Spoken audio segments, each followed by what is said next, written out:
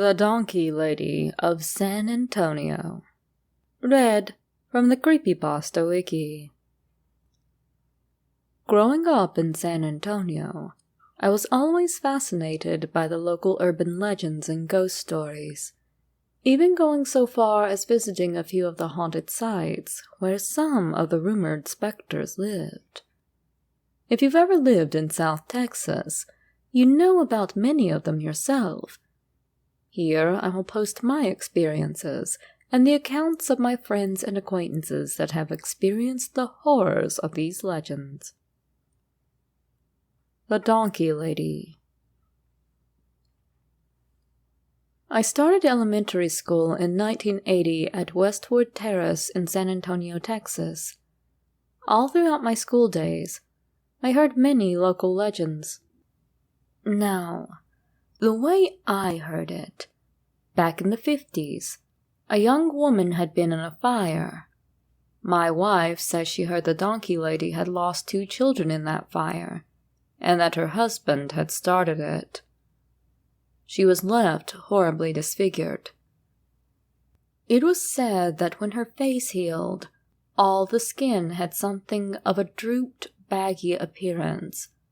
Her fingers had all fused together, leaving dark stumps or hooves. Disfigured and totally insane, she stayed mostly in the rural areas of Bear, pronounced Bear, County, and terrorized anyone who approached her. As children, when we could stay out late on summer nights, we would all describe what we thought she looked like.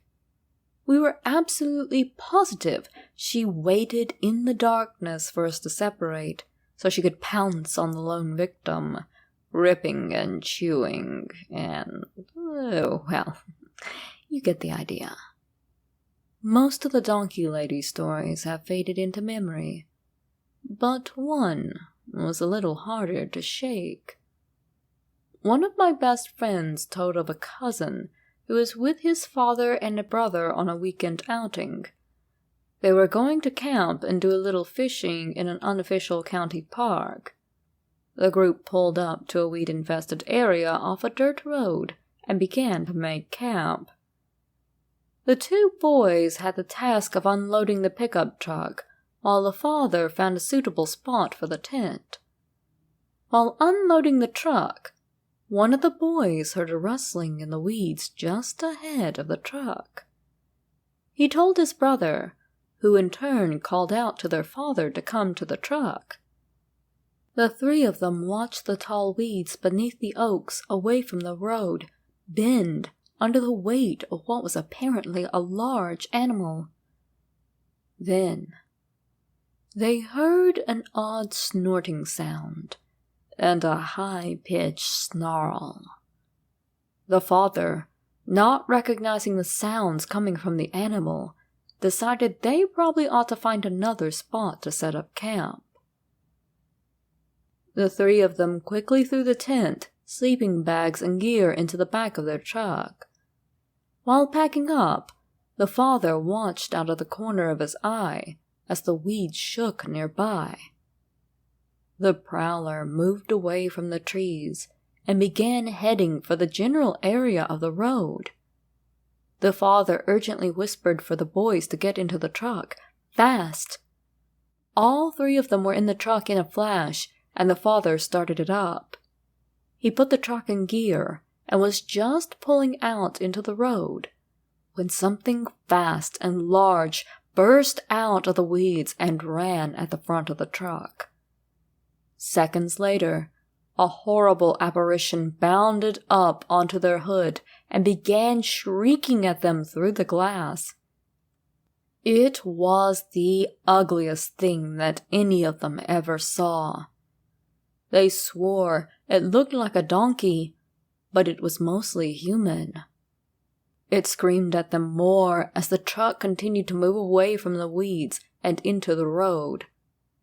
It used its deformed hands to punch at the windshield and broke it in many places. The father hit the brakes. The thing slid off the hood and onto the dirt road. Throwing the truck into reverse, the father floored the gas pedal and put some distance between them and the thing backing into the woods off the road. He then put the truck into first and stepped on it again. That thing was coming up on them fast. They said it almost looked like a wild animal, with an incredible look of rage and hatred in its eyes. Dirt sprayed up from the road at the beast as they pulled out, slowing it down just enough for them to get away. The donkey lady supposedly had finally dropped back and headed into the weeds. After the story was told, my friend let it be known that he thought it was a nice story, but, well, it was a nice story. Then he was taken outside and shown the truck. The windshield was almost knocked out. The hood was dented, and its paint was scuffed and scraped.